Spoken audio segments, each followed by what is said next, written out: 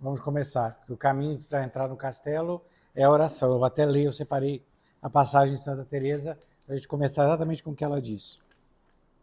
Pelo que posso entender, a porta para entrar nesse castelo é a oração e reflexão. Não digo oração mental mais do que vocal. Para ver oração é necessária a reflexão. Não chamo oração aquilo em que não se percebe com quem se fala e o que se pede, nem quem pede a quem. Por mais que se mexam os lábios, não se trata de oração. E se alguma vez o for, mesmo sem esse cuidado, será por motivos que se justificam. Isso é, a oração, você tem que estar consciente com quem você fala e do que você fala. Não é você repetir palavras sem entender, né? Então a ideia é, por isso que ela fala oração e reflexão. É rezar, seja oração vocal, com a voz, ou só com o coração ou a mente, mas que você entenda o que é. A doutrina de oração de Santa Teresa, a doutrina de oração do Carmelo, se tornou a doutrina de oração da Igreja. Até por coincidência, tem poucos dias que o Papa Francisco lançou a exortação apostólica Ser a Confiança, que é sobre os 150 anos do nascimento de Santa Teresinha do Menino Jesus. E ele fala claramente, né, que a data do lançamento foi 15 de outubro, que é a festa de Santa Teresa, porque a doutrina de Santa Teresinha do Menino Jesus é puramente carmelita, né? É um fruto maduro da espiritualidade carmelitana. E a oração carmelitana é a oração da Igreja. E para dizer que eu não estou inventando, no Catecismo da Igreja Católica, a pergunta, o que é a oração? O Catecismo responde com uma frase de Santa Teresinha do Menino Jesus, que é: para mim, a oração é um impulso do coração, é um simples olhar lançado ao céu, um grito de reconhecimento e amor no meio da provação e no meio da alegria. Então aqui é bem teresiano. Para Santa Teresa, a oração é uma relação, é um trato de amizade com Deus. Olha, se você sabe que Deus tanto te amou, Deus quis ser nosso Pai, nosso Senhor, nosso amor, o que Ele espera de nós é uma relação de amor. A oração é entrar em si para ter uma relação de amor, como quem fala com quem nós sabemos que nos ama. Então, quando nós temos fé no amor de Deus, a oração nasce disso. Por isso, para Santa Teresinha, a oração é um impulso do coração. O coração que está cheio de Deus, está cheio de amor, não pode senão falar de amor. É a resposta que ele tem.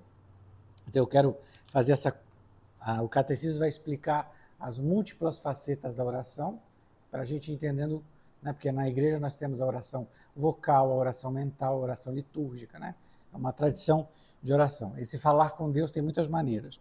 Diz o catecismo: a oração é a elevação da alma a Deus ou o pedido a Deus dos bens convenientes. É uma citação de São João Damasceno.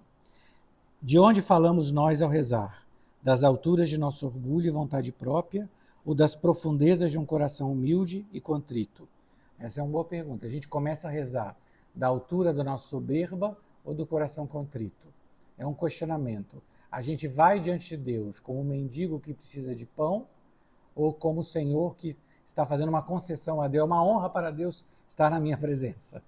Porque do jeito que a gente inverte. Então nós começamos, a oração é estar diante de Deus como o nada que precisa do tudo, como quem tem fome diante da comida, como quem precisa, diante daquilo que a gente é, nada, né?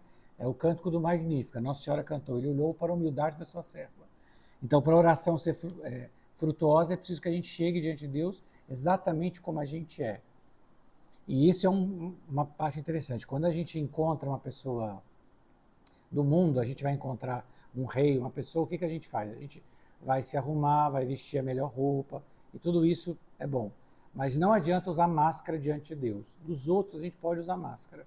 Vale usar maquiagem no mundo, a gente precisa disso. Não vale usar diante de Deus. A gente chega diante de Deus como a gente é. Por quê? Porque a misericórdia de Deus se lança diante da nossa miséria. A nossa miséria é o trono da misericórdia de Deus, diz São Francisco de Sales. Então é preciso chegar diante de Deus como a gente é. Miserável, fraco, cansado, né? Não é contar para Deus a versão que a gente faz para o Instagram, onde todo mundo é lindo, sorri. Ele sabe que não é verdade. Ele espera que a gente chegue exatamente como a gente é. Miserável, fraco, cansado. É preciso chegar a Deus no fundo da nossa humildade. Quem se humilha será exaltado. A humildade é o fundamento da oração. Nem sabemos o que seja conveniente pedir. A humildade é a disposição para receber gratuitamente o dom da oração. O homem é um mendigo de Deus. Olha, o dom da oração, rezar já é um dom, já é um presente. O fato de Deus nos dar a possibilidade de nos unir a Ele pela oração, em si já é um dom. E a gente só tem esse dom se a gente pedir. É preciso chegar diante de Deus com a humildade de quem quer pedir. Eu separei uma passagem à vida aqui. São Paulo da Cruz. Achei bastante interessante, que acho que pode ajudar. Conta assim: vieram ao encontro do servo de Deus, São Paulo da Cruz, são adultos passionistas, algumas senhoras de Nápoles. Entre elas havia uma jovem que mostrou o desejo de confiar ao padre Paulo algo de sua consciência. O servo de Deus, para satisfazê-la, ouviu-a separadamente e, vendo que não havia nada a dizer-lhe em particular, deu-lhe alguns conselhos, dizendo-lhe que, se os praticasse, pela sua boa disposição, poderia chegar a ser santa. Disse-lhe, porém, que era necessário fazer a oração mental, sem a qual não poderia alcançar nada de bom. Aqui ele fala: se você quer alguma coisa de bom, você tem que rezar. A jovem respondeu-lhe que de boa vontade a faria, porém não sabia fazê-la. O servo de Deus prontamente falou-lhe de um mestre célebre para isso, a qual haveria de ensiná-la, e ela certamente aprenderia a fazer oração. Quando eu era ainda rapaz secular, disse-lhe, apresentava-me ao Senhor e falava-lhe das minhas coisas. Pedia-lhe que me ensinasse a fazer oração, porque eu não sabia rezar. E ele me ensinou bem. Assim, pois, continuou ele a dizer, faça agora você o mesmo. Apresente-se ao Senhor e a sós com ele, fale de seus desejos, peça-lhe sua assistência, faça os devidos propósitos para aprender a fazer oração. A jovem ficou contente pelo ensinamento do padre Paulo e despediu-se feliz. Então, o primeiro, único mestre, o mestre célebre de oração, é Jesus mesmo. Para aprender a rezar, é preciso pedir a Jesus para aprender a rezar. É preciso se colocar com ele e falar, Senhor, eu quero rezar. Ensina-me a rezar. Fala dos seus desejos, fala das suas coisas, fala de você. Um pai tem muita alegria de saber os desejos, as alegrias do filho. Quando a gente chega em casa, a gente quer contar, a gente chega do colégio, a gente quer contar para o pai como foi o colégio. O que você fez hoje? É uma alegria para o pai ouvir o que o filho fez. Também na nossa oração é assim. Uma das fases da nossa oração, talvez o começo dela, é nos colocar diante de Deus. Colocar na nossa miséria, no nosso cansaço, no nosso dia. Por isso que o fundamento da oração é a humildade. Isso é, colocar-se diante de Deus como você é. Ninguém acorda bom, bonito, feliz o tempo todo. Isso tira da cabeça, isso é século XXI. Deus sabe muito bem de que nós somos feitos. Nós não temos um bom currículo vitae com Jesus. Né? Não adianta se espantar com seus múltiplos pecados, porque o seu histórico é assim, então não adianta se espantar. Ele bem sabe disso. E o único caminho de libertação real é falar com ele como ele é. Tu és meu pai, eu sou teu filho. Tu és meu Senhor, eu sou teu servo. Tu és o amor, eu estou aqui precisando de água, precisando de bebida, eu tenho sede. Esse é o começo da oração. Se conhecesses o dom de Deus, a maravilha da oração se revela justamente aí, à beira do poço, aonde vamos procurar nossa água. É aí que Cristo vem ao nosso encontro. Cristo vem ao encontro de todo ser humano. É o primeiro a nos procurar. É ele que pede de beber. Jesus tem sede. Seu pedido vem das profundezas do Deus que nos deseja. Olha que maravilha. A oração é Jesus à beira do poço com a samaritana. Pensemos na grandeza que é isso. É que o Criador do céu e da terra se fez homem, está com sede e precisa de nós para beber. Dá-me de beber. Quem pode imaginar a grandeza disso? Não é um jogo de palavras. Deus nos amou tanto que quis precisar do nosso amor. O padre Gil Barsotti, quando tem um comentário ao Evangelho da Samaritana, fala isso. Quando você ama alguém, você diz para essa pessoa, eu não existiria sem você. Então Deus nos amou tanto para com a nossa existência é necessária para Ele. Necessária, né? Vamos entre aspas. Nada é necessário para Deus. Deus não precisa de nada, Ele é o Criador de tudo. Mas no amor se abaixou tanto que Ele quer te pedir, dá-me de beber. Então a gente vai à oração para encontrar o nosso consolo, mas vai à oração para Ele. Não é sobre nós, é sobre Ele. Ele quer o consolo da nossa presença. Porque presença se paga com presença. Ele quis estar presente em nós, ele quis viver em nós, para que nós possamos estar na presença dele. Ele que tem sede do nosso amor. É um pai que precisa da nossa companhia, é um irmão que precisa da nossa amizade, é um amigo que precisa de nós. Imaginar o que é a grandeza de Cristo com a samaritana que te diz, pede de beber, dá-me de beber. É Deus mesmo que quer a nossa oração. É um dom, esta sede. Ele nos deu sede de Deus, como diz o salmista, né? Minha alma tem sede de Deus, sede do Deus vivo, e Ele tem sede de nós. Então a gente vai à oração para encontrar a Deus, também para consolá-lo, porque Deus quer estar conosco. Por isso que eu digo, o maior interessado na nossa santidade é Ele. Ele é quem faz tudo, porque Ele tem sede de nós. A oração, quer saibamos ou não, é o encontro entre a sede de Deus e a nossa. Deus tem sede de que nós tenhamos sede dele. Que maravilhosa frase, né? Deus tem sede de que nós tenhamos sede dele. O anseio de Deus é isso, é que nós estejamos diante dele, ali, presente. É tão grande o amor, como diz São João da Cruz, né? Que a doença de amor não se cura, senão com a presença e a figura. Amor, a gente só cura com a presença. E Deus quer estar conosco sempre. É por isso que quando Jesus fala, ele ensina a rezar sem cessar. Nós temos um momento destinado à oração para que a nossa vida vire oração. Porque não existe um momento da nossa vida, não existe nada da nossa vida que não seja do interesse de Deus. Por quê? Porque Ele nos ama. E é tão grande o amor de Deus que é incomparável a qualquer outra coisa. Então nós vamos à oração primeiro para estar com Ele. Eu vim estar contigo. Não importa o nosso cansaço, não importa sequer se a gente está assim, com pouca concentração. Ele quer a nossa presença. És tu que lhe pedirias e ele te daria água viva. Nessa oração de pedido é paradoxalmente uma resposta. Resposta à queixa do Deus vivo. Eles me abandonaram a mim, a fonte de água viva, para cavar para si cisternas furadas. Resposta de fé à promessa gratuita de salvação. Resposta de amor à sede do Filho único. Essa é a queixa de Deus, né? Nós, em vez de beber da água viva, que é Deus, procuramos em cisternas furadas. Isso é, nós procuramos saciar esse desejo que a gente tem de amar e ser amado. Essa é uma nós somos mendigos por natureza. Ou seremos mendigos de Deus, ou seremos mendigos dos homens. Ou mendigaremos esse amor em outra criatura, ou mendigaremos para Deus. E quando a gente mendiga para os outros, a gente se coloca numa situação muito ruim, porque ele não pode nos saciar. Nós corremos um risco muito grande de procurar que as pessoas nos deem o que elas não podem nos dar. Ninguém pode saciar a nossa sede plena de amor senão Deus. De onde vem a oração humana? Qualquer que seja a linguagem da oração, gestos e palavras, é o homem todo que reza. Mas para designar o lugar de onde brota a oração, as Escrituras falam às vezes da alma ou do espírito, geralmente do coração, mais de 1000 vezes. É o coração que reza. Se ele está longe de Deus, a expressão da oração é vã. Aqui é bom explicar também. Na linguagem de Santa Teresa se usa muito a expressão oração mental. E é verdade, porque significa que a gente está rezando consciente, né? Mas existe um problema da gente achar que a oração é uma espécie de estado mental psicológico, né? Uma espécie de alteração mental. Quem pratica, por exemplo, práticas de oração vindas do Oriente, do budismo, do hinduísmo, tem a oração assim, porque para essas religiões a oração é um esvaziar-se, é caminhar para o nada, é o nirvana. Para nós não, para nós é estar com Ele.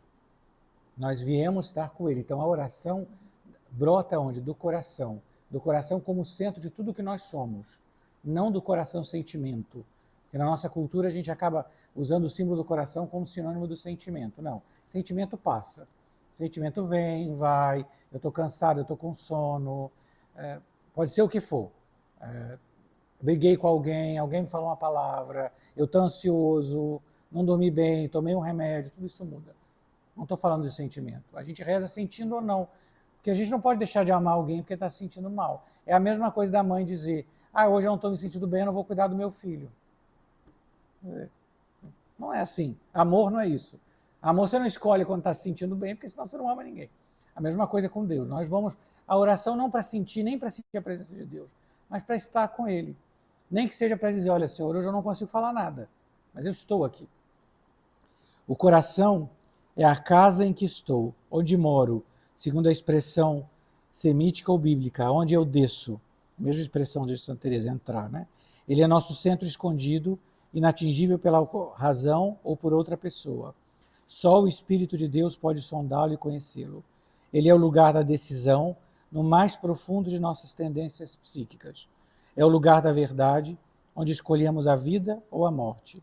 É o lugar do encontro, pois a imagem de Deus vivemos em relação. É o lugar da aliança. Então, como no Antigo Testamento a aliança de Deus foi feita no monte, o monte é o local da oração, do encontro com Deus de Moisés, o nosso coração é o nosso monte. E essa pousada interior dentro de nós é o lugar desse encontro. E é lugar de aliança, por isso que é uma relação esponsal. Deus fez uma aliança com o seu povo. Ainda maior, fez uma aliança com a igreja no sangue de Cristo. Uma aliança, como diz na consagração, este é o cálice da nova e eterna aliança. Essa aliança conosco é eterna. Ninguém pode apagar, porque nada pode ter maior valor que o sangue de Cristo. E nós entramos dentro de nós, porque aí nós vamos fazer, eu, pessoalmente, essa aliança com Deus. A oração cristã é uma relação de aliança entre Deus e o homem em Cristo. E a ação de Deus e dos homens brota do Espírito Santo e de nós, totalmente dirigida para o Pai. Aqui é interessante, a oração brota do Espírito Santo, é o Espírito Santo, terceira pessoa da Santíssima Trindade, dom do nosso batismo, dom de Pentecostes, e brota de nós. Então essa é uma característica, Deus quer tudo fazer conosco. A oração brota de mim e do Espírito Santo, totalmente dirigida para o Pai. Então é ao Pai que nós nos dirigimos, em união com a vontade humana do Filho de Deus feito homem, em união a Cristo. Então a nossa oração é com o Espírito, unido ao Espírito Santo, em Cristo, adorar o Pai. Por isso que ele fala que virá o tempo dos adoradores do Pai em espírito e verdade. A nossa oração é isso. Nós entramos com o Espírito Santo em Cristo. Por Cristo, com Cristo e em Cristo, a vós, Deus Pai Todo-Poderoso, toda honra e toda glória, agora e para sempre. Nenhum de nós pode ser digno de estar na presença do Pai, senão por Cristo. E nenhum louvor que nós podemos dar é o bastante comparado ao de Cristo. Ele é o adorador, ele é o reparador, ele é o mediador, ele é o sacerdote eterno. É através dele que nós nos dirigimos ao Pai. Então, nós entramos dentro de nós para encontrar Cristo que faz essa aliança. O Espírito Santo realiza essa união entre nós e Cristo. O Monsenhor Luiz Maria Martínez, arcebispo da Cidade do México, fala desse ciclo divino. Isto é, o Espírito Santo vem sobre nós para quê? Para realizar em nós uma cristificação da nossa alma. Como ele veio sobre Maria no dia da Anunciação. Ele vem para fazer-nos unidos a Cristo, para nos transformar e nos unir a Cristo. Para quê? Para nos esconder no seio do Pai. Então aí nós vivemos como filhos no seio do Pai, com uma filiação que é divina. Nós louvamos o Pai, cantamos o Pai. Essa é a substância da nossa oração. Eu estou escondido com Cristo no Pai. Eu falo com o meu Pai. E o Pai fala comigo vendo Cristo. Então ele não vai olhar e ver a minha feiura, o meu pecado, a minha desordem. Ele vai ver Jesus. E a partir dessa minha disponibilidade, o Espírito Santo vai conseguindo desenhar em nós Jesus. O santo é como um ícone, um quadro, uma pintura, que o Espírito Santo pinta no mundo. É Cristo que ele pinta no mundo. É por isso que todas as nossas obras... Quantas vezes a gente gostaria, por exemplo, eu gostaria que uma pessoa se convertesse, eu gostaria que um membro da minha família voltasse para Deus. A gente tem que rezar, fazer, mas ele só vai acontecer quando ele ver Cristo em nós. Isso é muito difícil, é uma obra da vida toda, mas é a obra da nossa vocação. O cristão é chamado a ser Jesus vivo no mundo. A oração como comunhão. Na nova aliança, a oração é a relação viva dos homens de Deus com seu Pai, infinitamente bom, com seu Filho Jesus Cristo e com o Espírito Santo. Então, a própria igreja diz o quê? O batismo, nós fomos tornados templos do Espírito Santo. E a oração é a relação com a Santíssima Trindade. Nós falamos ao Pai como filhos, a Jesus como nosso irmão, pensar que Jesus se fez homem como nós. Jesus teve sede, teve fome, teve cansaço, sentiu dor, caminhou, lutou, trabalhou com as próprias mãos. Se a gente pensar, 30 anos da vida de Cristo foram completamente silenciosos. Nós nada sabemos da vida de Jesus, tão oculta foi. Nada. Ele quis para si uma vida tão oculta. É com esse Cristo que nós temos relação. E com o Espírito Santo. É pelo dom do Espírito Santo que nós podemos estar em comunhão com Cristo, que é o Espírito Santo que nos vincula a Cristo. A graça do reino é a união de toda a Santíssima Trindade com o Espírito pleno. A vida de oração dessa forma consiste em estar habitualmente na presença de Deus 3 vezes santo e em comunhão com Ele. Então, o que é a vida de oração? Isso. É estar na presença de Deus, Trindade. É se colocar na presença de Deus. Eu creio, eu amo e eu espero. E se a nossa vida estiver vinculada nas virtudes teologais, mais elas vão crescendo em nós e a nossa vida vai se transformando. Esta comunhão de vida é sempre possível, porque pelo batismo nos tornamos um mesmo ser com Cristo. A oração é cristã, enquanto comunhão com Cristo, e cresce na igreja que é seu corpo. Suas dimensões são as do amor de Cristo. Aí vem a última parte da oração. Nós vemos a oração como nós somos da nossa miséria. Ali encontramos com Deus e abraçamos a Deus, Deus que tem sede de nós. E em Deus nós abraçamos um amor infinito, que é a igreja inteira. Então, na oração, nós encontramos todo mundo. Nós rezamos pelos que sofrem, pelos que não conhecem a Cristo, pelos que hoje estão em guerra, por todos. Porque na oração nós encontramos a Deus, e em Deus nós encontramos o mundo inteiro. Então, a nossa oração não é um egoísmo, é um abraçar o mundo inteiro. O maior bem que a gente pode fazer para as pessoas é rezar por elas. Eu sei que a gente acha que é o contrário. A gente acha assim, já que eu não posso fazer nada, eu vou rezar. Não, é porque eu rezo que eu vou poder fazer alguma coisa. E na oração é que nós temos realmente essa capacidade de abraçando a Cristo, abraçar todos. Por isso que a igreja sempre achou que a vida mais importante numa diocese, num lugar, era a vida contemplativa. Nos parece muito estranho, para que tem monges ou monjas trancados lá, não fazem nada o dia inteiro, só rezam, servem para quê? Porque na nossa visão materialista, ou melhor, nossa visão tecnicista, tudo tem que ter uma finalidade prática. E as coisas realmente humanas não têm finalidade prática. Quanto mais importante uma coisa é, menos finalidade prática ela tem. O beijo não tem finalidade prática nenhuma. O abraço não tem finalidade prática nenhuma. Uma série de situações na nossa vida. Para que serve arte? Para que serve filosofia? Para nada. Praticamente para nada. Elas vão nos aumentar, vão nos dar virtude, mas praticamente eu não vou ganhar dinheiro com isso, não é uma relação de troca. As coisas realmente importantes não têm esse valor. A amizade das pessoas, tudo são coisas humanas, elas não valem na barganha. Muito mais a vida espiritual. Nada pode substituir o papel de uma vida contemplativa, porque elas estão ali, sob o monte, intercedendo por todo mundo. E se o mundo todo hoje recebe graças, recebe também através delas. A maneira com que Deus age no mundo é através de capilaridade. Se eu me uno a Deus, através de mim, aquela graça vai chegar a todos ao meu redor. É por isso que o Padre Divo Bassotti diz isso. Basta um pequeno grupo para salvar uma geração inteira. Ele fala, basta uma pessoa para salvar um país. Parece uma coisa... Por quê? Porque aquela pessoa, no local onde ela está, ela tem essa capilaridade de, através dela, se torna um canal. Então, o contemplativo reza assim, reza muito, muito. Para quê? Para que através deles todos nós recebamos.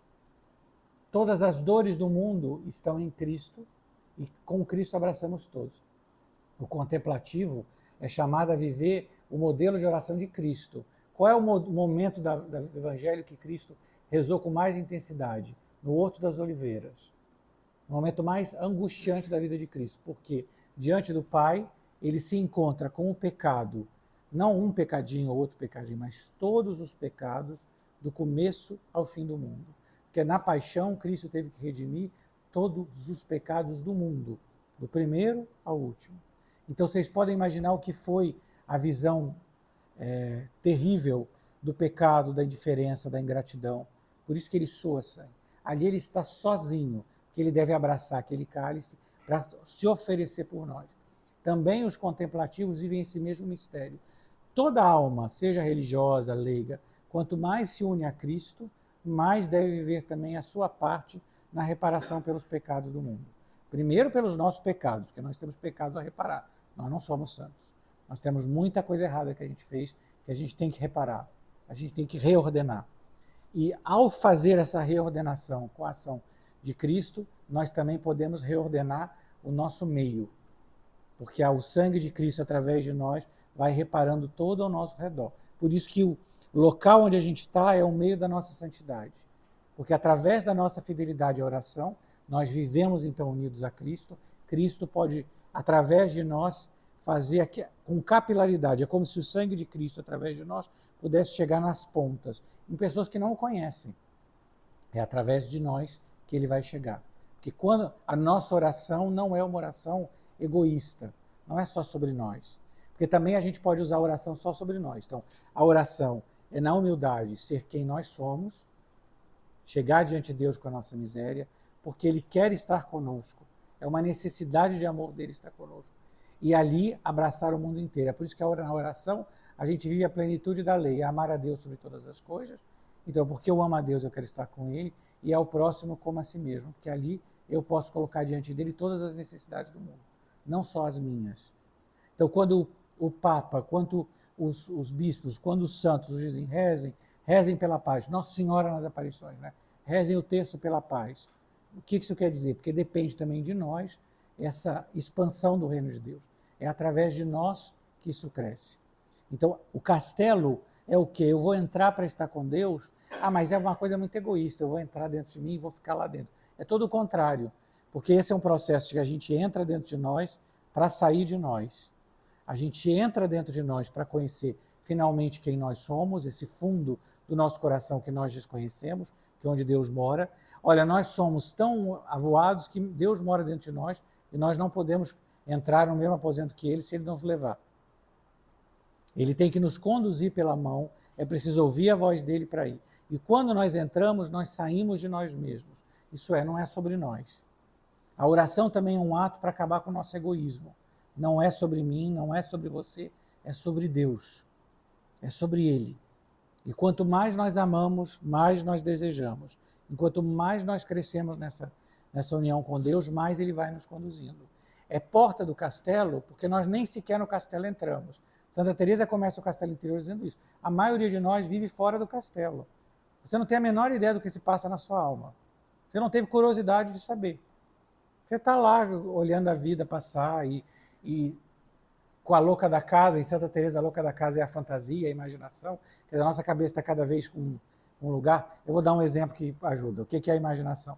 Alguém te liga, você não atende. Está a ligação perdida. A sua imaginação automaticamente pensa quem foi, o que vai falar, aconteceu alguma coisa. Né?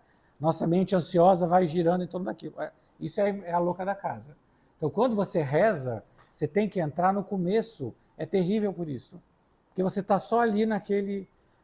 Sua mente fica um bolado de coisa. Por isso que é preciso chegar a Deus como você é. Senhor, eu estou aqui, eu quero aprender a rezar. Não sei rezar, não sei me concentrar. Minha cabeça está perdida, mas eu quero estar aqui. Me ajuda a me ordenar. Me ajuda a fazer. Aí quando você vê a sua cabeça voltando, Senhor, voltando, recapitulando. Senão você não vai. E se você se deixar abater, porque você pensa, você se abate e fala, tá vendo, eu nunca vou conseguir. Nunca vou conseguir. Aí você diz, quando entra o desânimo, se abate, desiste. Não é assim. Deus me chama, Ele quer estar comigo. Ele que te convidou. Se você tivesse um convite, por exemplo, quando você vai no Vaticano, tem os convites para entrar nas audiências papais, a gente guarda o convite de tão precioso que é e tudo. Nós temos um convite de Deus mesmo. Então, quem desperdiça um convite de Deus? E esse convite pode ser realizado em qualquer lugar. Não precisa de um lugar especial, você não precisa nem sequer estar na igreja. É maravilhoso, não tem lugar melhor para rezar que diante do sacrário. Mas às vezes você não vai poder ir. Qualquer lugar, no seu quarto, no seu carro, qualquer lugar, nem que seja durante um segundo. A pessoa, eu trabalho, eu tenho um trabalho, às vezes no momento do trânsito, é o momento que você tem, começa a rezar, nem que seja um minuto, começa. O hábito começa com isso. Um hábito começa assim, a cada dia eu vou me acostumando um pouquinho, eu vou conseguindo fazer aquilo, aí eu esqueci, aí eu volto. Nós todos somos assim, Santa Teresa que fala no livro da vida, ela começava a rezar, ela sentia, ela se distraía, ela fazia. Santa Teresa não teve o que a gente poderia dizer uma educação formal, que não era então nem prática que as mulheres tivessem, mas ela era uma mulher muito culta. Ela sempre gostou de ler desde criança e ela lia muito. Então ela fala que mesmo um dos passos, ela usava o livro para rezar. Ela pegava um livro de oração, ela lia uma passagem, ela concentrava, ela era muito boa de entender, a gente vê isso. Ainda que ela tenha sempre necessidade de que, ela fala, de que os doutores, os teólogos explicassem para ela, a gente vê que ela tinha uma mente bastante aguçada de ler, entender, e leu muito. A gente vê pelo contexto. E ela sabia disso. Num momento até ela teve que deixar a leitura, porque Deus a conduzia à oração mais alta. A gente vai ver nas 7 moradas é sobre isso, é que nós começamos a oração, mas quem continua a oração é Deus. Então, num momento, é preciso sempre saber qual oração Deus te dá. O maior bem que nós fazemos à igreja é deixar que essa oração siga conforme Deus quer que siga. É ser servos do amor. Tem uma expressão que Santa Teresa usa. Quer ver? Eu até separei, se eu não perdi a marcação. Vamos, achei. Olha, falando agora dos que começam a ser servos do amor, que não me parece outra coisa além de nos decidirmos a seguir por esse caminho de oração, aquele que nos amou. Então, quando nós decidimos a seguir o caminho de oração, nós nos tornamos servos do amor. Então, quando a pessoa resolve ser servo do amor, ela faz uma decisão por estar com ele. É uma relação de amor.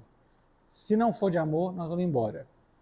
Porque se não for, é uma frase, eu sempre, se não fosse por nosso Jesus Cristo, o último a sair apaga a luz. E é o que nós vemos hoje. Nós vemos almas e pessoas que, num mundo descristianizado, nós temos ainda um pouco de ingenuidade muita gente ainda tratar, por exemplo, o Brasil como um país católico. Ele visivelmente não é um país católico, nem sequer culturalmente. Nós um pouco nos distraímos disso. Nós já vivemos numa cultura que pode ser realmente neopagã. Então, nós já estamos numa realidade mais próxima do que foi o cristianismo no seu início, num mundo paganizado. E nesse mundo pagão, mais ainda, precisa do testemunho de Cristo. O que mudou o Império Romano foi o testemunho dos mártires e o testemunho daqueles que viviam a integridade do Evangelho. Não foi fácil, mas era a vida daquelas pessoas. Nós estamos hoje muito mais perto desta vida. E nós somos chamados, é uma diferença do catolicismo. Para nós não temos uma opção. Nós não podemos sair da realidade. Nós não somos uma seita. Não é essa a nossa vocação. Nós temos uma obrigação de carregar o mundo conosco. Nós nos salvamos à maneira que salvamos. Nós carregamos o mundo conosco. Não é uma salvação individualista, eu vou aqui no meu cantinho fazer uma coisa maravilhosa e vai ser uma bolha linda que eu vou viver. Para nós não é opção. Porque quando nós abraçamos a Cristo, nós abraçamos tudo. Nós abraçamos o Cristo que vivia entre os fariseus, entre os cobradores de impostos e as prostitutas. Não foi a vida que ele escolheu. Nós temos uma obrigação de, no mundo paganizado, ser essa luz. E a oração é que pode fazer isso. Porque quanto mais você vai entrando, mais perto você vai entrando deste sol que é Deus e mais se vai iluminando.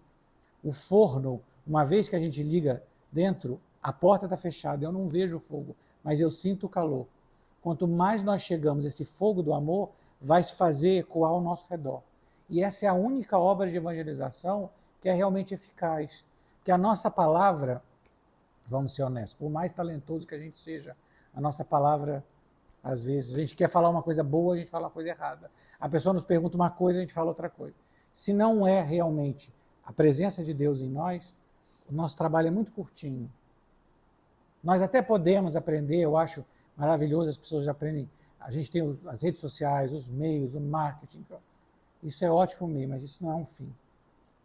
Deus nem precisa disso. Durante 2000 anos a igreja teve em todas as civilizações que nós podemos passar, os meios de evangelização às vezes foram os mais pobres possíveis.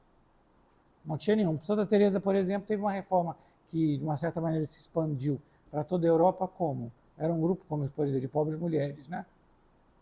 Que conseguiu fazer uma alteração na igreja toda. Como? Porque elas eram fiéis. Simples assim. Não tinha nada complicado. Não... Ao contrário, é próprio do modo com que Deus usa gostar dos meios pobres. Deus gosta de usar de meios pobres, simples. Ele não escolhe entre as pessoas que ele podia ter escolhido os 12 apóstolos, nenhum de nós, quando digamos que a gente fosse abrir uma empresa de comunicação, quem de nós ia escolher pescador? Nem bem cheirosos né? Não escolheu as pessoas mais pobres e simples. Não estou falando que eles eram ignorantes, não. Ao contrário, a gente sabe que para os judeus tem em si o estudo, a leitura da palavra de Deus, mas eram pessoas que viviam do seu próprio trabalho. Né? Eram pessoas comuns, não eram nada. Ao mais, Mateus, que era cobrador de imposto, né? Era pessoa execrável. Deus gosta, e essa é a grande manifestação de Cristo, dos meios mais pobres e simples, das coisas mais pouco valorizadas. Isso é importante na nossa vida de oração, porque a gente gosta na nossa vida da pompa e circunstância. Então a gente vai rezar quando eu estiver no lugar certo, o silêncio absoluto, o momento correto. Eu vou fazer no momento certo da minha vida, onde tudo estiver perfeito, aí eu vou me converter. Ele nunca vai acontecer. Deus vai usar do momento pobre, do momento mais difícil, mais complicado. E é aí que nós vamos dar testemunho do nosso amor. A gente dá testemunho de amor quando as coisas são complicadas. Os meios que Deus usa para falar para as pessoas e falar conosco, ele gosta dos meios pobres. É a grande descoberta de Santa Teresinha do Menino Jesus. O amor misericordioso de Deus gosta de abaixar-se. E é por isso que ele gosta de nós. Porque nós somos aquilo que é de mais miserável. E a maneira com que nós reconhecemos isso e começamos essa relação, aí tudo ao nosso redor passa a ser diferente. É por isso que o que explica para nós o santo que abraça e beija o leproso?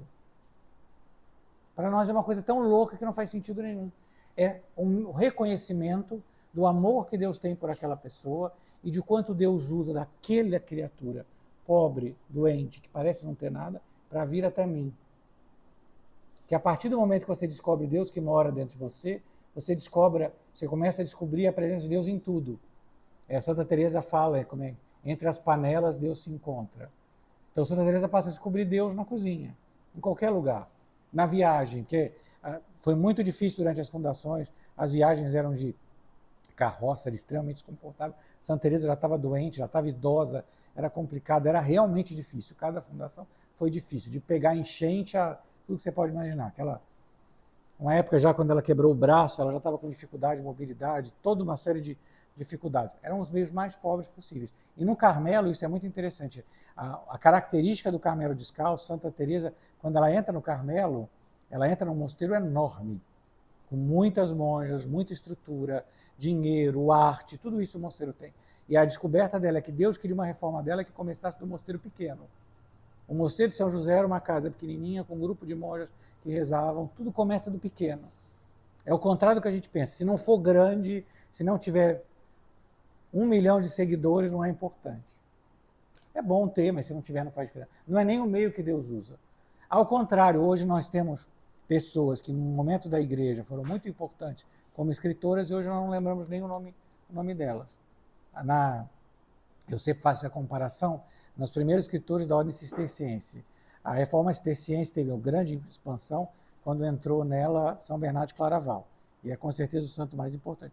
Mas durante a época de São Bernardo tiveram muitos outros escritores místicos, muitos outros escritores cistercienses, que hoje são muito pouco conhecidos, infelizmente, é muito interessante, mas que não tiveram nenhuma grande fama como tem São Bernardo. Porque a santidade dele transformou, não só a santidade. São Bernardo era um homem extremamente carismático. Dizia, inclusive, que quando ele resolveu entrar no mosteiro, entraram acho que mais de 20 com ele. Quando ele falou que ia entrar, todo mundo ia atrás dele. Ele era um homem extremamente capaz de atrair, né? E isso é dele, não é só sobrenatural, né? É como eu digo, a natureza, a graça não destrói a natureza, a eleva. A Santa Teresa já era essa pessoa comunicativa antes de rezar. Mas quando ela reza, aquilo é usado para um outro fim. Né? Os nossos talentos naturais existem, nós temos talentos. A oração ajuda a descobrir aquele talento para um fim não egoísta. E é muito difícil fazer isso. Sobretudo porque a gente sabe que quando a gente tem algum talento, a gente sabe que aquilo nos faz um pouquinho melhor que os outros e aquilo vira uma boa arma para nós. Não na oração. Porque na oração, quanto mais nós estamos diante de Deus, mais nós sabemos exatamente quem nós somos. E a gente é muito pior do que a gente pensa. É muito duro dizer, as pessoas gostam muito do autoajuda. Você consegue, você Não é verdade. E eu não estou falando isso para tirar a autoestima de alguém, não tem nada a ver com estima. Você é preciosamente amado por Deus, apesar disso. E é no reconhecimento da sua miséria que Deus vai se transformar. Essa é a diferença. A diferença é que nas outras pessoas, quando a gente expõe a elas a nossa miséria, a gente se sente vulnerável que ela vai nos dominar. Com Deus é o contrário. Ele vai nos redimir. Nós nos colocamos exatamente como somos. E quanto mais miseráveis nós nos reconhecemos, é igual a nossa disposição para a confissão. A gente vai à confissão exatamente como nós somos. Não precisa embelezar. Não tem nada para embelezar. É feio. O pecado é para ser feio. O pecado é uma desordem. O pecado é uma situação que eu me preferi a mim, eu preferi o dinheiro, eu preferi o meu egoísmo, eu preferi o meu prazer, eu preferi... É algo que nos torna feios. É porque nós não vemos isso, porque a gente gosta de imaginar que está tudo bem. Porque a gente gosta de maquiagem espiritual. Todos nós gostamos. Porque é fácil fazer isso. Mas não adianta na oração. A grande máquina, a grande mecanismo que a oração muda em nós é isso. Monsenhor Luiz Maria Martins fala muito isso sobre a oração. Chegue diante de Deus como você é. Exatamente como você é. Quanto mais você se abaixar, por isso que o fundamento da oração é a humildade. Quanto mais você conseguir se abaixar, não com... Assim, a pessoa depressiva, ela acha que se abaixa, mas não tem a ver com isso. Tem a ver com a sua cabeça. É uma doença como muitas outras. Não tem nenhum tabu, não tem nenhum problema. As pessoas têm um tabu falando assim, não, as pessoas...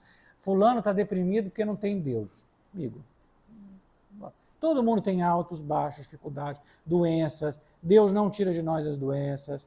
Ó, o beato Enrico Rebuscini, que era camiliano, teve 2 vezes na crise dele, da vida dele, crises depressivas que ele teve que ser internado. Não mudou absolutamente nada nem a santidade, nem o serviço que ele fez aos doentes, nem a vocação. Aqui não estou falando de autoestima. A nossa miséria não é isso. Não é essa espécie de ânsia, de ansiedade. Não. É na paz, porque diante de Deus nós podemos apresentar a nossa miséria com a certeza da infinita misericórdia de Deus. Com a certeza de que Ele nos ama. Não é um amor condicional. E essa é uma experiência da oração. Na vida humana, o amor das pessoas é condicional. Excetuando talvez o amor dos pais, a maioria das nossas relações humanas, do trabalho. A pessoa gosta de você se você faz o que ela quer. Então não faz outra coisa. É assim, todo mundo é assim. A gente fala, não, a gente gosta, hoje o mundo não sabe o que é amizade, mas nós estamos no mundo também, então nós estamos no mesmo barco, né? Todo mundo está igual. Nós somos assim, mesquinhos. Para Deus não é assim. Deus, nós somos exatamente como nós somos. E se você não tem essa disposição de amar a Deus e de colocar, não adianta rezar. Ou melhor, sempre adianta rezar. Sempre comece. É melhor começar. Não, porque nós temos... A grande arma do maligno é exatamente nos distanciar. Eu vou começar depois, hoje não, eu estou muito cansado, eu sou muito pecador. São desculpas só. Não é difícil. É o que diz São Paulo da Cruz aqui. O mestre é ele. Senhor, eu estou aqui. Não tenho a menor ideia do que eu vou falar. Diga para ele sabe, não é que ele não saiba. Hoje foi um dia cansativo, eu estou cansado, eu estou com fome, eu não dormi bem. Mas eu estou aqui. Eu estou aqui porque você me ama. Você me quis aqui. Você pediu a minha presença. Você pediu como quem precisa de mim. Olha, que Deus diga para nós que quer ou precisa de nós é algo tão estremecedor. Por que Deus precisaria de nós? Nós somos nada. Quanto é a nossa existência? 70, 80 anos? Daqui a 200 anos, quem vai lembrar de nós? Nós somos um pedacinho no grande esquema. E para ele é precioso. Como isso é possível? E é exatamente o que é a oração. É estar diante dele assim. E é a oração que vai fazer que toda essa ação que a gente viu da Trindade em nós, das virtudes, da graça, possam agir de maneira consciente. A graça está agindo em nós, às vezes inconscientemente, porque nós não prestamos atenção. Nós não cooperamos com nada. Quando você entra, você passa, Deus vai começar a dizer, olha, veja, vai abrindo os olhos. Abrindo os olhos, às vezes, é muito doloroso, porque abre os olhos para coisas que nós não sabíamos que estávamos erradas, abre os olhos para situações dolorosas ao nosso redor, abre os olhos para as vezes que você vai ter que ajudar algum irmão, né? É o famoso do Dostoiévski, era um médico que dizia que ardia de amor à humanidade, mas ele não suportava o indivíduo, né? Uma pessoa em particular. É ótimo, é muito fácil. Todo bom ideólogo sabe amar a humanidade abstrata. O difícil é a caridade fraterna, que a oração te obriga a ver a pessoa que está do seu lado e não é bonito. Ninguém gosta de ver do nosso lado. A doença de quem está do lado, é o filho que exige de você, é o nariz que está escorrendo. É muito difícil. Partindo do princípio que nós sabemos, que a igreja nos diz, que todos os lugares e são locais de santidade, o lugar da vida de cada um vai ser o lugar da santidade. Então, a partir da oração, você vai começar a ver a tua santidade, a tua vocação. Pode ser ter que ficar uma noite sem dormir para ficar com uma criança. Aí você fala, mas todo mundo faz isso não é santidade. Não, vai ser santidade quando você fizer por amor de Deus. Aí é santidade. Quando você fizer todas essas coisas que você faz, mas sem aquele, ai meu Deus, eu não aguento mais, ai, que falta de paciência, ai, sem aquele queixume tudo sobre você. Quando você passa a fazer aquilo bem, é por amor de Deus, vale. Por amor de Deus eu posso fazer mais um ato, mais uma pequena doação a Deus nos outros. Que a gente só pode servir a Deus nos outros, né? O que nós temos é o outro. Aí a oração muda tudo. Ver meu horário, senão... Até que horas? Eu até vendi, mas se quiser acabar antes. Não, tá. Só para eu... É nesse momento que a gente começa a mudar. E por isso que eu digo, o castelo, quando a gente fala, você vai entrar no interior, lembra, quanto mais você entra em você, no seu coração, não na sua imaginação, não, mais você sai de você. Porque significa que mais Deus vai enchendo você, e quando Deus enche tanto a gente, aí ele transborda. Essa parece um paradoxo, né? Você entra dentro de você para sair de você, né? E é um paradoxo, que às vezes a gente tem o terrível engano de ler essas coisas, que a gente fala, isso parece coisa fantasiosa.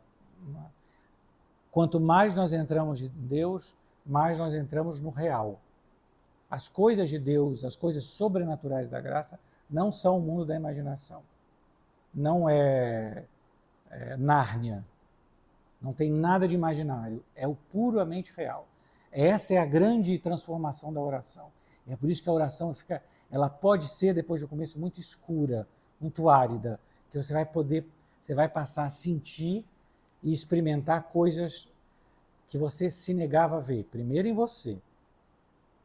Nós temos muitas coisas em nós que a gente se nega a ver. Depois, ao redor. Existem coisas ruins ao nosso redor que são ruins por nossa cooperação. Isso é, nós temos uma missão de melhorar aquilo ao nosso redor. Alguém já pensou que talvez a nossa cidade não tem o número de santos que devia ter porque nós não cooperamos, porque nós não fazemos o bem que deveríamos fazer? Nós temos relações de obrigação com o nosso redor. Isso é muito duro saber. E se não é na graça de Deus, pode ser desesperador. A experiência da conversão de Santo Inácio de Loyola é um pouco essa. Quando ele se dá conta de toda a vaidade dele, é desesperador. Só pode fazer conversão de vida de virtude, com essa relação de amor de Deus. Porque é só diante do amor misericordioso que a nossa miséria não nos assusta. Porque ela assusta. Para qualquer um de nós assusta. Não se engane. Não pense. Se foi assim para os santos, muito mais para nós. E essa mudança faz que a vida de oração seja o maior bem que a gente possa dar às pessoas. Quando o Papa João Paulo II escreveu a Novo Millennium Neunt, ele dizia que um dos desafios pastorais do nosso tempo seria realmente transformar as nossas paróquias em escolas de oração. A gente acha que a oração é perda de tempo. Tanta coisa para fazer, tem coisa para organizar. Essas coisas só vão ter sentido, ou elas só vão ter a finalidade, se nós tivermos oração. Porque aí passa a ser Deus em nós. Por isso, São João da Cruz fala muito isso, fala que a alma unida a Deus, né? Todas as obras dela são obras divinas, é uma coisa tremenda isso. Na doutrina de São João da Cruz, a alma, depois do matrimônio místico, vive uma vida de plena união com Deus. Então, todos os atos dela passam a ser atos de Deus mesmo. Deus santifica tudo ao seu redor. E esse é o maior bem que a gente poderia fazer.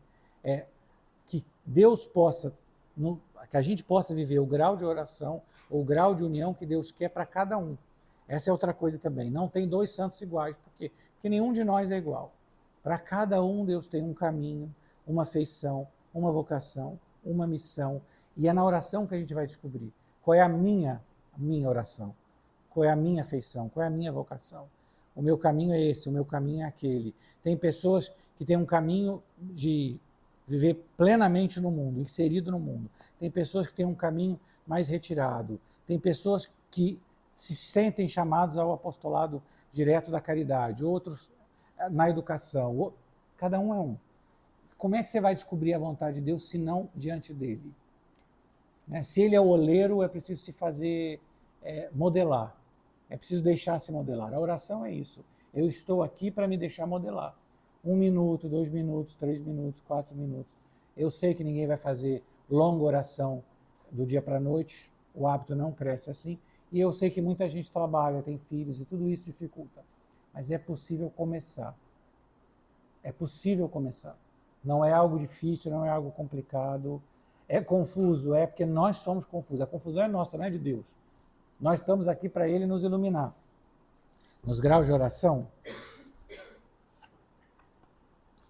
diz assim, o Padre inteiro diz assim: orar é conversar com o próprio Deus, entrando em íntimo trato e familiar sociedade com Ele, mediante as 3 virtudes teologais, que é fé, esperança e caridade, que fazendo-nos participar do mútuo conhecimento e amor das 3 divinas pessoas, nos unem mais e mais a elas. Então, através da oração e através das virtudes teologais, a gente vai se unindo com as 3 pessoas divinas. Nós vamos nos tornando uma alma trinitária. Nós vamos vendo a nossa vocação. A nossa vocação é viver em comunhão com a Santíssima Trindade. E mediante os 7 dons do Espírito Santo, que nos põe sob a amorosa direção e moção desse divino Consolador, que são os místicos olhos com os quais o Cordeiro imolado nos permite penetrar as maravilhas do livro dos seus mistérios. O que é isso? Quanto mais nós rezamos, mais os 7 dons do Espírito Santo vão poder agir em nós. E quando os dons do Espírito Santo podem agir em nós, eles vão alterando o olho da nossa alma. Não o olho do nosso corpo, o olho da nossa alma. Os sentidos espirituais da alma. A grande descoberta nossa da vida de oração é que, afinal, existem sentidos espirituais. Então você vai, com a ajuda do Espírito Santo, poder ver os mistérios de Cristo com os olhos de Cristo mesmo. O que isso quer dizer? Você vai poder olhar para um crucifixo, vendo ali um grande mistério que é a paixão de Cristo. Olha como eu te amei. Veja como eu te amei, é o que Jesus fala a Juliana de Norwich. Olha como eu te amei. Você passa a olhar para a cruz, você vai para a missa e de repente você percebe o que aquilo é, que é um céu na terra, que é o louvor da Trindade. Com os anjos e santos nós cantamos a uma só voz, Santo, Santo, Santo, que é a imolação de Cristo. É Cristo que se oferece no altar e eu tenho que me oferecer com Ele. A partir da nossa disposição na oração, o Espírito Santo vai poder nos fazer ver todos esses mistérios. A gente vai cantando, eu creio em Deus Pai Todo-Poderoso, a gente fica, meu Deus, isso estava aqui, eu nunca vi. Eu nunca vi. Deus de Deus, luz da luz, Deus verdadeiro de Deus verdadeiro, diz o credo. A gente nunca prestou atenção no que é isso. E aí a oração passa a ser algo completamente diferente. Por isso os grandes autores espirituais dizem que quem não consegue rezar ou tem dificuldade na oração ou está com secura, medita a paixão de Jesus Cristo. Olha para a cruz. É impossível não se comover com a cruz. É impossível não pensar num amor infinito quando você vê o quanto Deus nos amou. O quanto Ele teve que sofrer. Até o último, até sair sangue e água do seu lado. Tudo Ele deu, tudo. A partir dessa disposição, o Espírito Santo vai... A pessoa se desperta para a beleza e a riqueza que é a palavra de Deus e o Evangelho. A riqueza que é a igreja. Nossa, eu estou aqui, eu nunca soube disso. Eu não sabia, eu não vi, mas estava ali. Porque nós somos cegos. Sem a oração, acontece que a nossa alma ficou cega. Como nós nunca entramos no castelo, nós nunca prestamos atenção. Nós nunca abrimos o ouvido da alma para ouvir a palavra de Deus. Então a gente ouve o Evangelho proclamado na missa como se fosse uma espécie de fábula, conto. A gente resume tudo, seja bonzinho, vai para casa e está tudo ótimo. Aí de repente você pode ouvir a leitura quando São Paulo fala que nós somos filhos de Deus, né? Aí você fala, eu sou filho de Deus. o Espírito Santo passa a fazer, ele passa a imprimir em nós todas essas realidades, porque elas são suas, elas são a nossa vocação. É a famosa visão de Santa Maria Madalena de Paz, que ela tem, Santo Agostinho escreve no coração dela, et verbum caro factum est, o verbo se fez carne. A partir do momento, as palavras da Escritura vão se escrevendo no nosso coração. Aí você fala, mas como? Não é possível. Nós não vamos entender isso sem rezar. Nós não vamos entender a missa sem começar a rezar. E a missa é a grande escola de oração. É o momento que a igreja mesmo reza. A missa é o cântico maior do amor da igreja esposa por Cristo, porque ela oferece ao Pai Cristo mesmo. Não pode haver maior oração que Jesus. Se nós entendêssemos o que é o fato do Verbo de Deus, a sabedoria do Pai, se fez homem, homem como eu e como você, com corpo, sangue, com alma, a Santíssima Alma de Cristo, a mais perfeita. Ele viveu escondido, imolado, ele morreu por nós e ressuscitou no terceiro dia. Se nós pensássemos só nisso, a nossa vida estava pronta. Era matéria de oração para sempre. Como é possível que por mim, foi por você, não foi pela pessoa, quando nosso Senhor morreu na cruz, ele morreu por todos e por você em particular. O amor de Deus, essa é uma coisa muito distinta. Não é grupal nesse sentido. É seu, é infinito. É seu. Você estava ali. Quando nosso Senhor estava na cruz, estávamos nós nele. E essa é uma coisa tremenda, né? Para muitos santos, Jesus fala isso. Na noite da quinta-feira santa eu te tinha presente, né? O que isso quer dizer? Toda a nossa vida é a vida de Cristo. Nós vivemos a mesma vida de Cristo. Hoje distinta, mas é a mesma. Nós comemos com Ele, nós bebemos com Ele, Ele está em nós. Tudo a vida de Cristo foi por nós. É algo muito grande pensar isso. Todos nós estávamos presentes nele. Todos. Porque Ele viveu e morreu por todos. A partir da oração, o Evangelho passa a pular. Aí você abre, porque o grande alimento da oração é o Evangelho. É a Sagrada Escritura como um todo, mas o Evangelho. O Evangelho você toca a atitude de Cristo. Você toca o sentimento, a compaixão de Cristo. O Evangelho é a norma última da nossa vida.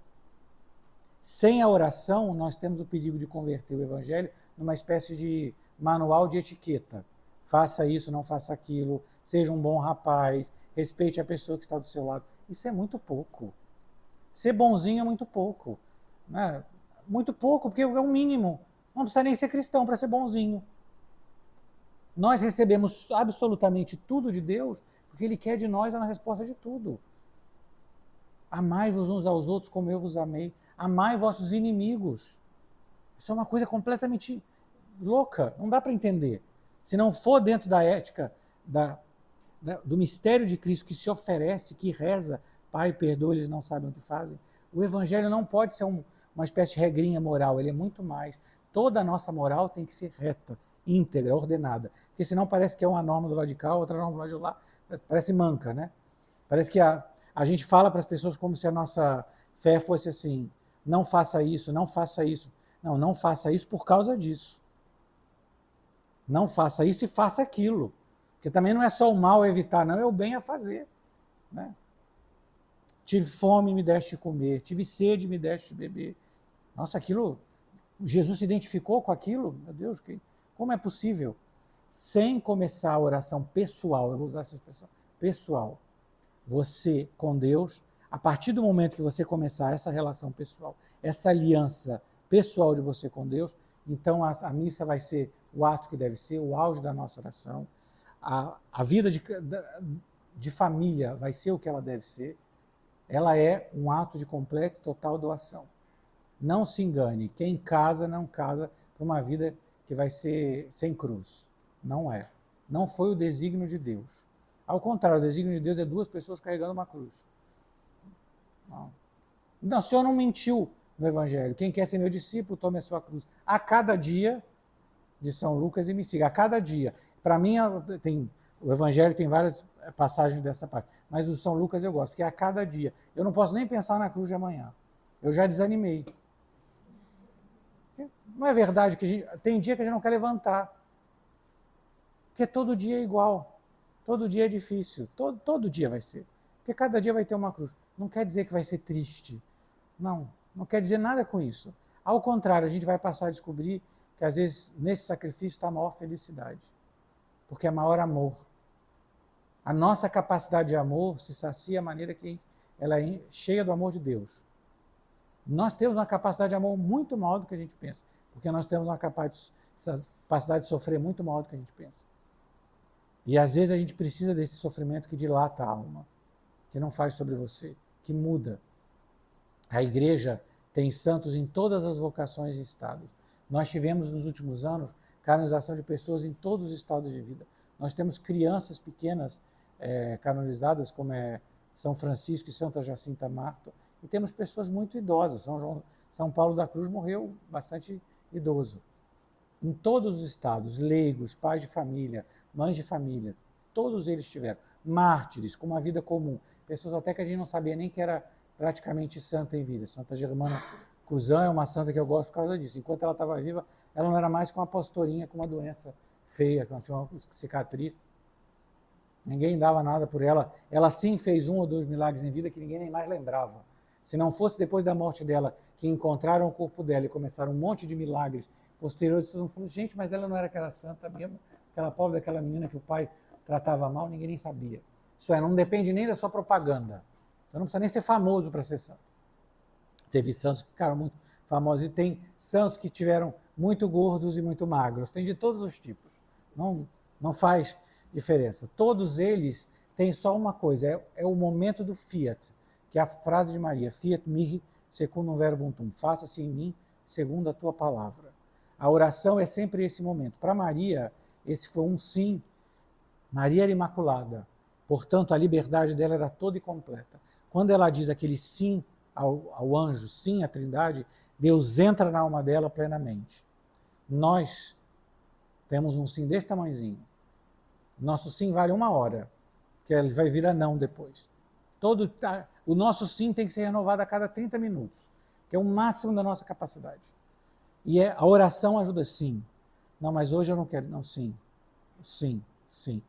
É cansativo? Mas é extremamente transformador. Porque, como disse Santa Teresa, a partir do momento que você se dispõe, aí quem te dá a mão é Cristo.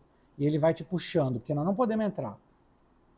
Santa Teresa diz isso muito bem. Ninguém vai entrar nas moradas interiores se Cristo não chamar. E ele vai chamar através de todos esses dons e essas graças de oração, através dessa contemplação íntima, e ele vai carregando pela mão, às vezes sem a gente sentir nada. É por isso que a doutrina de Santa Teresa se complementa bem com a doutrina de São João da Cruz. Porque São João da Cruz fala que a nossa vida é feita de noites, ativas e passivas. Isso é, tem momentos que você tem que entrar na noite, você tem que procurar, você tem que fechar, você tem que se fechar. Escurece tudo, não quero luz artificial. Vocês já perceberam quando a gente está tanto acostumado com a luz artificial e a gente desliga a luz no quarto, no primeiro momento a gente não vê nada, depois a gente vai se acostumando e vai ficando mais claro e a gente vai vendo. Às vezes a gente precisa disso. Desliga a luz de tudo que está do lado de fora para a gente começar a ver a luz verdadeira das coisas. E a partir dessa luz é que a gente vai poder ver o nosso caminho na escuridão. É escuridão, aqui nós estamos na fé. Nós só vamos ver visão plena no céu. Aqui vivemos na fé. Então, nessa condução, Cristo vai nos conduzindo através destas noites, dessas escuridões, dessa aparente confusão. Os santos tiveram muito tempo dessa... Não parece que eu estou fazendo nada, parece que é inútil, porque essa é parte de um processo de amadurecimento espiritual. Da mesma maneira que a maturidade material, física, é difícil, é também o padre Arinteiro, uma grande influência nessa visão mais orgânica da vida espiritual, né? Porque a formação dele é de ciências naturais, biologia, essas coisas. Ele influenciou muito o padre Garrigou Lagrange, que é um padre dominicano, e ele explica a vida espiritual como a nossa vida humana. Nos momentos de crescimento da vida, são momentos extremamente dolorosos. Isso é, quando a gente está passando da infância à vida adulta, não tem momento mais confuso que a adolescência. É muito duro, mas por quê? Se você não passar por ela, você não cresce. Você fica pequeno. Aquela angústia é a mesma angústia que a gente vai ter que ver na nossa vida interior, porque a gente precisa amadurecer. Como também não é fácil a mudança entre ser adulto e a velhice, a maturidade plena. A pessoa que vem dos 20 a 30 anos, que você vai passar a ter responsabilidade, eu vou ter que pagar as contas. É duro aquilo, é duro para qualquer homem, para qualquer mulher. A mesma coisa na nossa vida interior. Essa maturidade interior é feita com a oração. E ela vai significar confusão, ela vai ficar desconforto. Quem não está disposto a ter desconforto não vai nunca amadurecer. Essa é uma lição boa para a pedagogia de crianças. Assim, eu não lembro de alguém aqui que gostou da adolescência. Né? É uma época muito confusa para todo mundo. A gente muda de voz e não está nem alto, não está nem pequeno. É a mesma dinâmica da vida interior, com a diferença que no fim, na nossa vida interior, a gente olha para a gente vê quem a gente realmente é. Porque a gente só sabe quem a gente é em Cristo. Esse eu que a gente conhece hoje, esse ego que a gente tem, é uma visão mascarada, meio produto nosso, meio produto do meio, meio produto da nossa vaidade. Então, nesse ego que a gente gosta de imaginar, a gente não sabe os talentos reais que a gente tem, porque eles estão sepultados com bastante dos nossos vícios, e a gente acha que tem alguns talentos que a gente não tem. Ó, tem gente que se acha extremamente comunicativa, mas não é. E assim, eu me acho uma pessoa extremamente simpática, mas eu não sou. Então, é a mesma coisa, a gente vai crescer nele. Sem a oração, sem a porta, se você não entra pela porta, e você vai entrar pela porta e vai sair pela porta inúmeras vezes. Eu comecei, parei, desisti. Tratamento médico, quando a doença é crônica, não para nunca. Eu vou tomar esse remédio por quanto tempo? A vida toda. A vida toda. Nunca vai acabar. E mesmo o santo unido a Deus, a gente acha, sim, ele estava unido a Deus, ele teve essa coisa, mas não é que a vida dele não teve dificuldades. É noite. São João da Cruz, Santa Teresa, depois que morreu. São João da Cruz é o primeiro, está no grupo dos primeiros 2 que aceitaram a reforma de Santa Teresa para homens, né? Santa Teresa sabia que para poder manter a reforma do Carmelo era preciso também ter um ramo masculino, dos frades carmelitas descalços. São João da Cruz desejava sair dos carmelitas para ir para os cartuchos. Quem não sabe, os cartuchos é a ordem mais contemplativa que existe na igreja, né? É o mais semelhante que nós temos a uma vida eremítica. Praticamente é silêncio contínuo. Quando ele vai sair, Santa Teresa diz para ele, ele era muito mais velho que São João da Cruz, ele era um jovem de 20 e poucos anos. Ela fala para ele, não saia não. Eu vou começar uma obra, você vai começar comigo. Uma coisa bem... E eles começam sozinhos. Então, ela, São João da Cruz e um outro frei. Quando Santa Teresa morre, a ordem tinha se expandido muito, mas com muitos conflitos. Mesmo pra você ter uma noção da fidelidade de São João da Cruz. São João da Cruz, por causa da reforma do Carmelo, foi preso pelos próprios carmelitas, sem ninguém saber onde ele estava. No qual ele era torturado e não sabia o que estava acontecendo. Santa Teresa ficou em desespero. Onde é que ele foi parar? E ele só sai porque ele foge. Amarrado ele faz uma Teresa, né? Uma corda de coisa, se joga do lado de fora, tira toda a roupa, joga lá embaixo, coloca e sai fugindo para poder encontrar, para não pegarem ele. Tamanha era a fidelidade que ele tinha. E o auge da prisão de São João da Cruz é o momento que ele escreve, que ele compõe uma obra poética dele, né? São João da Cruz é em si, do ponto de vista literário, talvez o maior milagre da literatura. Ele conseguiu fazer quase sem poesia prévia, já poesia de alto padrão ali, naquela angústia. Depois que Santa Teresa morre, há uma grande confusão entre o Carmelo, de como vai continuar, de como vai ser, e há uma perseguição ativa às religiosas que eram mais ligadas a Santa Teresa e que queriam manter, de certo modo, o Carmelo. São João da Cruz apoia elas e por isso é condenado ao exílio. Ele morre com 40 e poucos anos sendo condenado ao exílio. Não chega ao exílio, morre antes.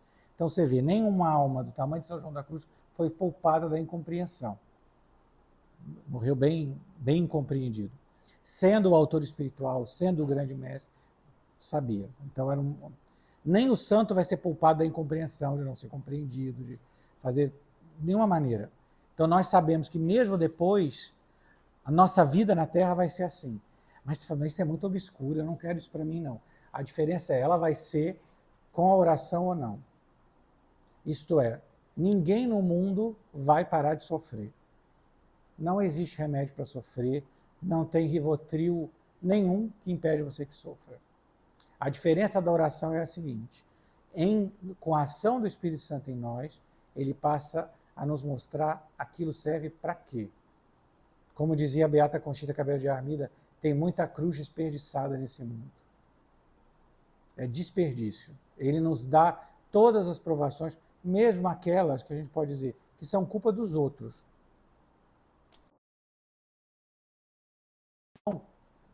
Ele vai trocar a nossa visão.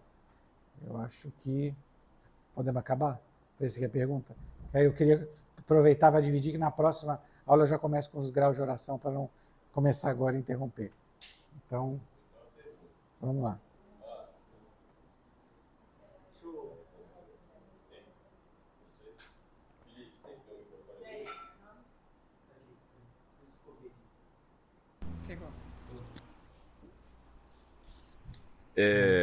É uma pergunta assim, de um dos primeiros pontos que você citou sobre as freiras, né, essa questão da oração contemplativa.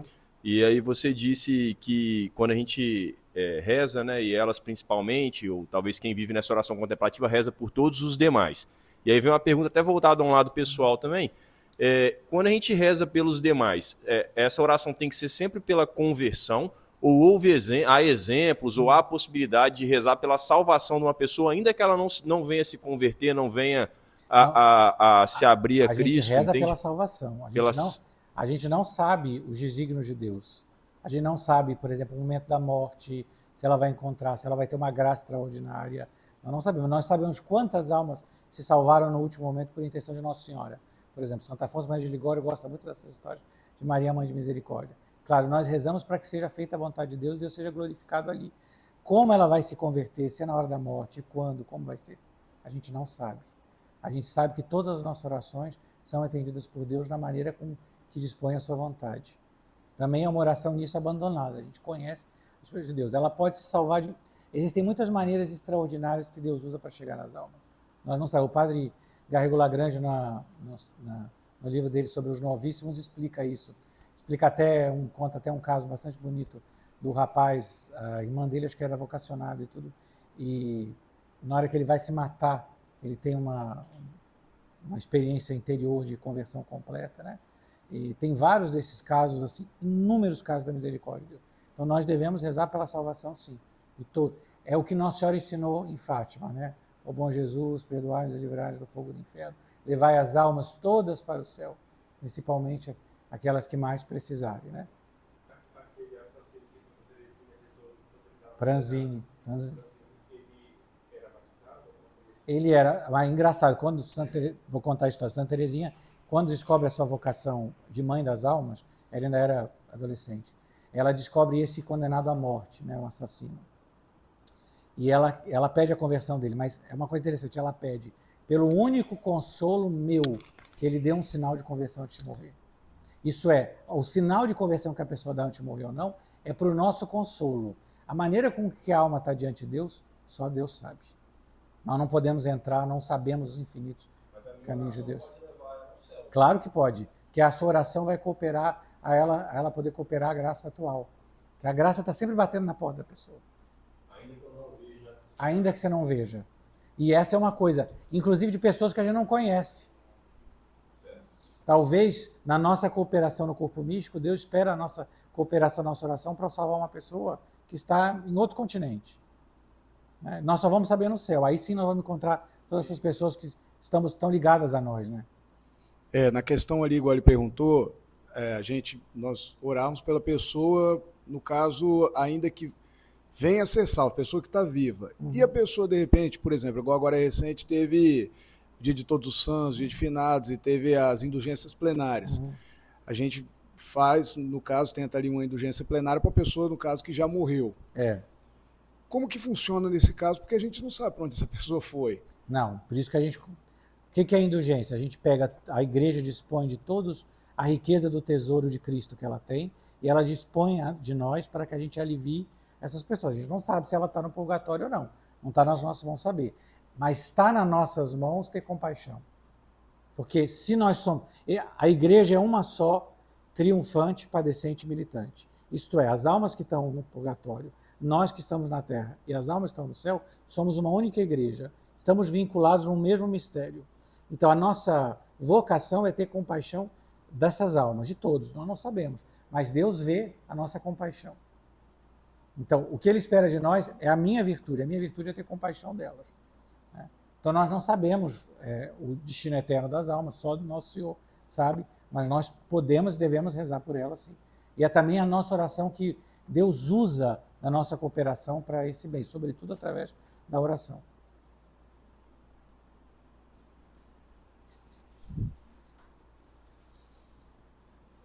Como que a gente sabe que um ato nós estamos fazendo, você tem como saber se esse ato é para Deus ou se nós estamos usando de uma máscara ou só da gente estar levando nossa intenção, a atenção a Deus, esse já é um ato para Deus? Toda vez que você faz um ato para Deus, em si, o fato de você ter se lançado a Ele já é um ato virtuoso.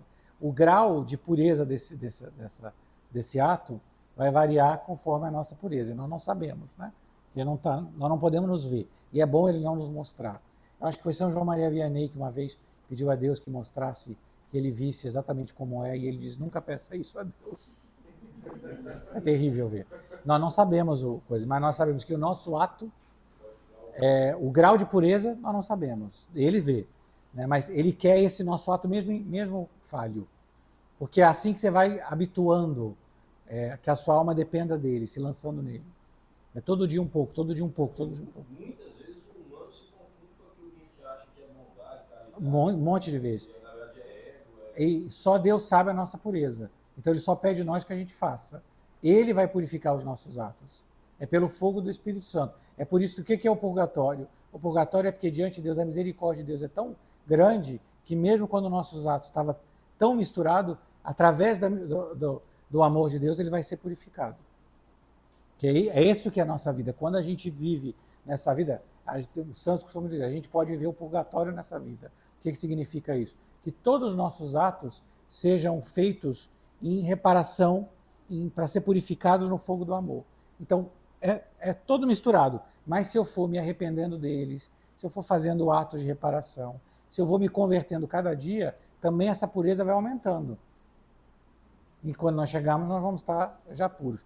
Ou melhor, Deus vai ter nos purificado. É por isso que uma das partes dos graus de oração são essas aridezes. Santa Teresa fala de aridez. Isso é, você se sente fechado, porque você tem que experimentar essa impureza sua, para que Deus te purifique. É o fogo do... Nós não vamos ser purificados fora de Deus. Se Deus não nos purificar, pensa, a perfeição que Deus pede de nós Jesus disse, sede perfeitos como o Pai Celeste é perfeito. Nosso modelo de santidade é Deus mesmo, não é uma coisa...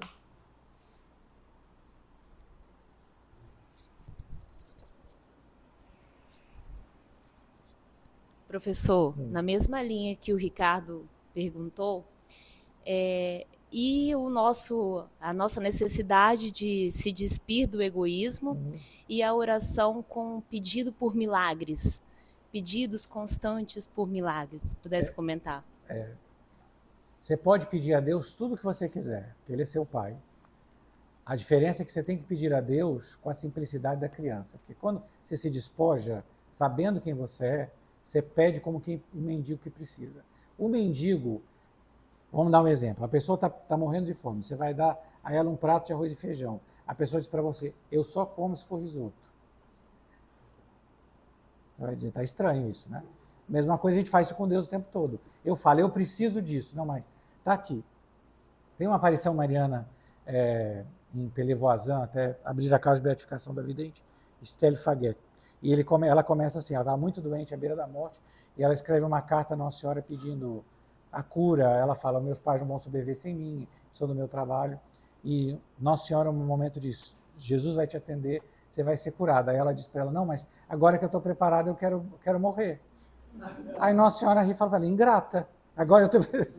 Quer dizer, nós nunca sabemos bem o que a gente quer, a gente tem que saber a disposição que faça-se à vontade de Deus. Então, o ruim de pedir milagre, no sentido de milagres de coisas extraordinárias, é a ideia que a gente tem vinculada em nós de que a ação de Deus é sempre extraordinária. Não é assim que Ele age. Ele pode fazer muitos milagres, mas não é como Ele faz ordinariamente. Então, na oração, a gente põe a nossa necessidade. O nosso modelo de oração aí é Nossa Senhora nas bodas de Caná. Ela não pede o milagre, ela fala, eles não têm mais vinho. Está aqui. Eu dou o problema, não tem a menor ideia da solução. Você vai dispor. Porque quando a gente começa a gente dar a solução, a gente no fundo está querendo direcionar a mão de Deus. Não, eu quero, mas o senhor vai por esse caminho aqui. Aí já inverteu, a gente quer ser o oleiro. E está lá diante de Deus, ele vai dispor como quiser. Qualquer pessoa que começou uma vida de oração vai ver quantas delicadezas Deus faz conosco. Mas também vai ver que ele faz quando ele quer, porque ele que sabe educar quando a gente precisa. É igual criança.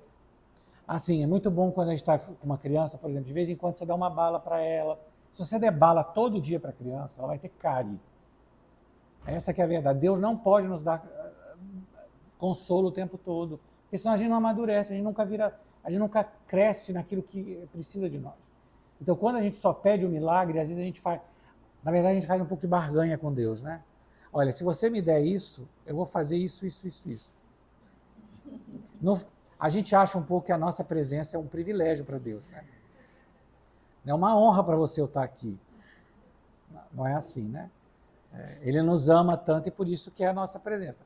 Mas abaixa menos. Mais alguma pergunta?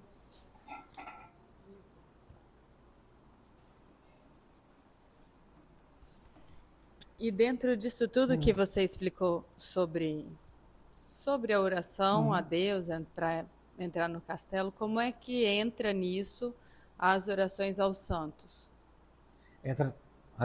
Entra tudo igual, vou dizer. Quando nós encontramos com Deus, nós encontramos com tudo que está em Deus. Todos os santos estão em Deus. Eles não são separados de Deus, eles vivem em Deus, porque eles estão no céu. Então, quando eu encontro em Deus, eu encontro primeiro nossa mãe. Deus não se separa daquele que se uniu na terra. Então, Jesus está sempre unido a Maria. No auge da cruz, eles estavam unidos para sempre. Quanto mais nós unimos a Deus, mais nós compreendemos que todos esses santos estão vinculados a nós também em Deus. E ainda é mais, porque na experiência dos santos, alguns santos estão particularmente unidos a nós. Deus mesmo nos une a certos santos, a certas devoções. Por quê? Porque é aquela mais apropriada às nossas necessidades. Então, a maneira que a gente vai entrando no castelo, a gente também vai encontrando uma devoção própria, um santo, um exemplo, que é aquele que fala melhor a nós. E isso é uma experiência que vocês vão ter. Esse santo entrou na minha vida por um motivo. Por quê? Porque Deus mesmo une essa alma sua, esse santo a você, para te ajudar naquele momento particular. Que é próprio da ação de Deus usar da intercessão dos outros. Ele usa do seu anjo da guarda. É a mesma coisa, eu entro diante de Deus, eu não me separo do meu anjo. Eu estou mais unido ao meu anjo, porque o meu anjo vive em Deus. Então no céu nós estaremos todos unidos em Deus. Agora nós estamos unidos pela graça. Então, quanto mais... Quando eu encontro o santo em Deus, eu rezo. Por exemplo, eu estou rezando. Hoje eu não consigo rezar, mas aí você pode rezar como um santo. Ele vai ser hoje o seu amigo de oração. Você vai rezar com ele. Outro dia, Deus vai querer sua atenção completa. Às vezes, num dia, Deus vai querer a sua atenção inteira no mistério da paixão. Às vezes, Deus vai querer você com Nossa Senhora. A tradição da igreja sempre, por exemplo, colocou no auge, no momento mais alto da oração da igreja, que é a oração eucarística, você vê, ele lembra a presença de Maria, dos santos, dos anjos. A igreja não separa, está todo mundo ali, né? Em união. Até quando a gente reza o cânon romano, que é a oração eucarística primeira, todo mundo pergunta aquele monte de santo, né? Perpétua, felicidade, aquele monte de pessoas, está todo mundo em Deus. Algumas pessoas estão mais unidas a nós. Nós sabemos isso, inclusive, Outro dia eu vi uma história muito interessante, São José Calazans, que é fundador dos Escolápios, que antes de morrer ele teve uma visão, né? Preparando para a morte, em que ele via ao redor dele todos os padres da ordem que já tinham falecido, uns de pé e outros sentados. E a interpretação deles é que uns estavam no purgatório ainda, e outros já estavam no céu. Mas eu fiquei impressionado que antes da morte, todas as pessoas unidas a você estão em você. Isso vale também para os nossos mortos, seja aqueles que já estão na glória do céu, seja aqueles que estão no purgatório. Todos que estão em Deus estão unidos a nós. Eles intercedem por nós, nós estamos unidos a Ele. Então também, na nossa vida privada, nós temos alguém, um pai, uma mãe, nós rezamos por eles rezam por nós. É uma verdadeira comunhão. Isso é a comunhão dos santos. Então, quanto mais nós unimos a Deus, os santos nos ajudam cada vez mais e mais nós sentimos a influência benéfica do santo. Porque às vezes, mesmo quando nós temos um santo de devoção, por exemplo, uma pessoa tem devoção a Santa Rita de Cássia, ela faz uma novena, ela reza, mas a influência de Santa Rita é limitada à sua união com Deus. Porque ela vive na graça de Deus. Né? E assim vale para todos os santos. No catolicismo, a nossa experiência é sempre uma experiência de família. Uma pergunta, ainda está comigo. É sempre uma família, tudo é sempre família. Deus nos educa numa família. A importância da família não é uma coisa ideológica, por assim dizer, não, é a maneira com que Deus agiu. Deus agiu assim, Deus fez uma família, da reunião de famílias ele fez uma paróquia, da relação de paróquias a uma diocese. Nós estamos todos ligados, à vida eterna com os santos, com os anjos. Né? Na vida dos santos é muito comum, inclusive, aparecer, por exemplo, um santo que é muito mais ligado a você. Né? Aquele santo vai te interceder sempre. A pessoa tem uma série de constante devoção àquele santo a vida toda. Deus mesmo realiza essa união. Aí só continuando essa questão, porque você falou que a oração não é igual os mantras, né? Não. Que vai se esvaziar. Mas então como é que funcionam as repetições dos terços? Sim. Não é o conceito de esvaziar que é ruim, é o conceito da oração mesmo. No Oriente, o mantra é esvaziar, porque o esvaziamento é a própria oração. Para nós, a gente, quando se esvazia para encher dele, para encontrar com ele. Então, por exemplo, no Oriente cristão, no mundo bizantino, eles têm um meio de oração, a oração de Jesus, exicasmo, que é a repetição da oração de Jesus. Né? Senhor Jesus Cristo, Filho de Deus, tem piedade de mim, pecador. Que você vai repetindo, repetindo, repetindo. Não com a maneira de se esvaziar, mas de concentrar sua mente nele. Isso vale agora mesmo no documento do Papa Francisco, C'est la Confiance, sobre Santa Teresinha, Menino Jesus. Ele fala que Santa Teresinha fez do ato de amor a respiração dela. Toda a vida dela era um repetir: Jesus, eu te amo, Jesus, eu te amo, Jesus, eu te amo. Não para se esvaziar, mas para se encher. Porque a diferença na oração não está... O método determina para onde você vai. Olha, para mim eu posso ficar vazio de tudo. Isso não é oração. A oração é ficar... Às vezes você vai precisar se esvaziar. Às vezes, por exemplo, o terço é uma ajuda muito grande, não só pela repetição, mas pelo aspecto material que ele tem. Você precisa de alguma coisa para segurar na mão. Você precisa de coisa, sabe? Às vezes, por exemplo, as pessoas... Hoje nós temos pessoas que têm transtornos de atenção, têm autismo, têm uma série de situações. Essas pessoas não podem rezar? Não, elas devem rezar. Elas encontram meios. Segurar alguma coisa na mão, pegar uma cruz. O terço você vai rezando, tem diferentes mistérios, te obriga a concentrar uma parte da sua mente para você, o coração poder se expandir. Porque às vezes, por exemplo, muita gente vai ter essa coisa: eu não consigo, eu sou uma mente ansiosa, eu sou uma pessoa ansiosíssima. Então, começa, vai se reunindo, reúne os cacos, volta, e às vezes ajuda muito, porque você tem alguma coisa. A diferença é essa: no Oriente, você se esvazia para o encontro cósmico. No mundo da Nova Era isso é muito comum, né? Porque a Nova Era meio que é um movimento que reúne todas essas práticas esotéricas numa só. Para nós, não adianta, você vai esvaziar para ficar cheio de si, para ficar vazio. Não, eu quero ele. A santidade é ele. É tudo sobre ele. É muito importante para nós, a nossa vida de oração é um relacionamento com Deus. Ele me amou, me procurou. Eu respondo, procuro ele. É como diz o catecismo: eu tenho sede, ele tem sede. Eu tenho sede dele, ele tem sede de mim. Deu para entender?